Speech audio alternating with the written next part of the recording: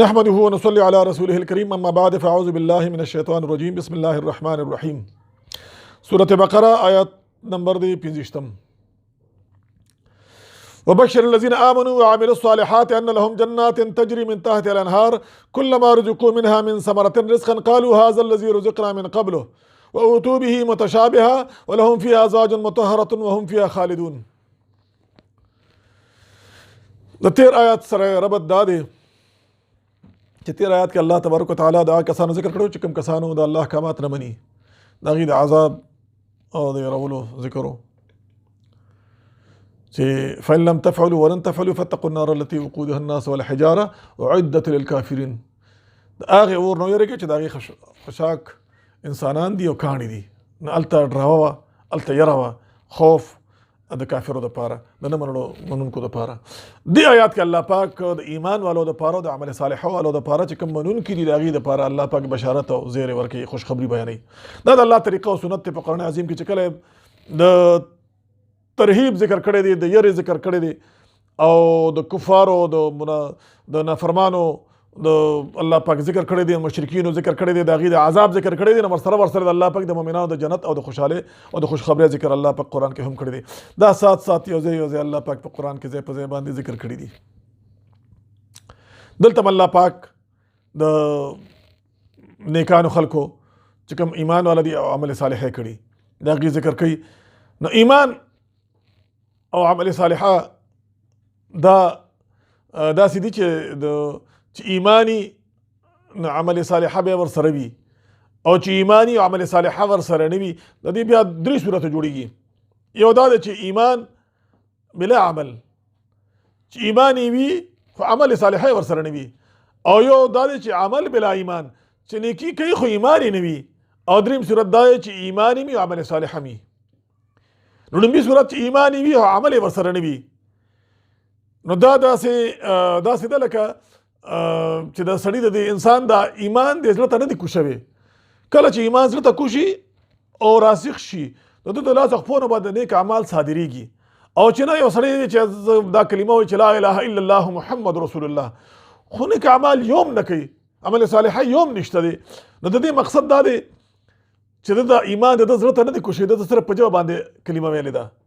کله چې زړه ته کوشي او په زړه کې د عقیده او یقین کامل شي، نو ظاهره خبره چې د لاس خپو نه به نیک اعمال صادر کیږي بیا.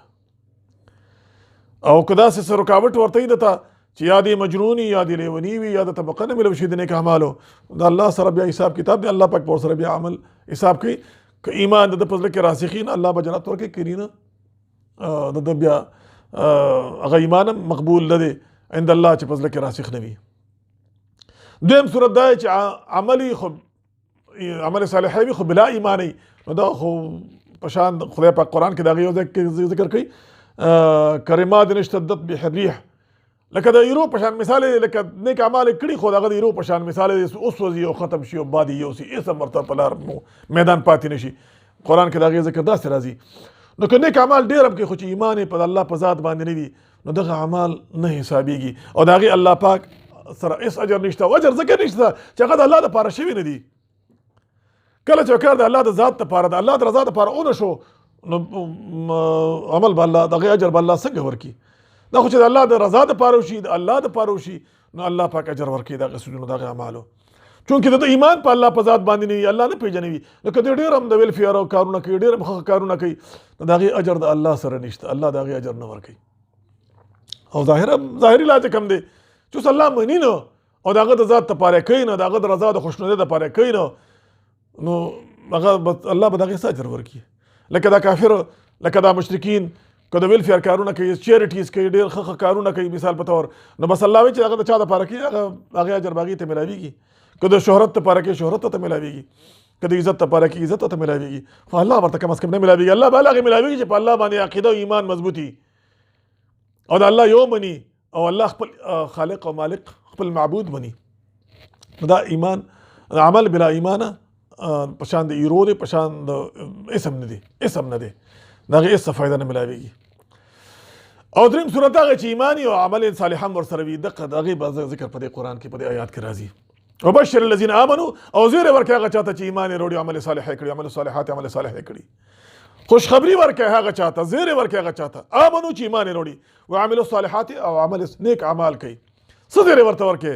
زیری ورته دا ورکړي چې ان لهم جنات تجري، دې دپاره باغونه وي. جنت معنا باغ کېږي، ځکه جنت هغه څیز ته وایي چې هغه چې په بوټو کې پټي، نو بوټو کې پټ او د نظر نه هم پټ دی. جن ته جن ځکه وایي که نه چې دا د نظر باندې دا داسې مخلوق دی چې هغه په نظر نه ښکاري. نو جنت هم د انسان د نظرونو نه پټ دی.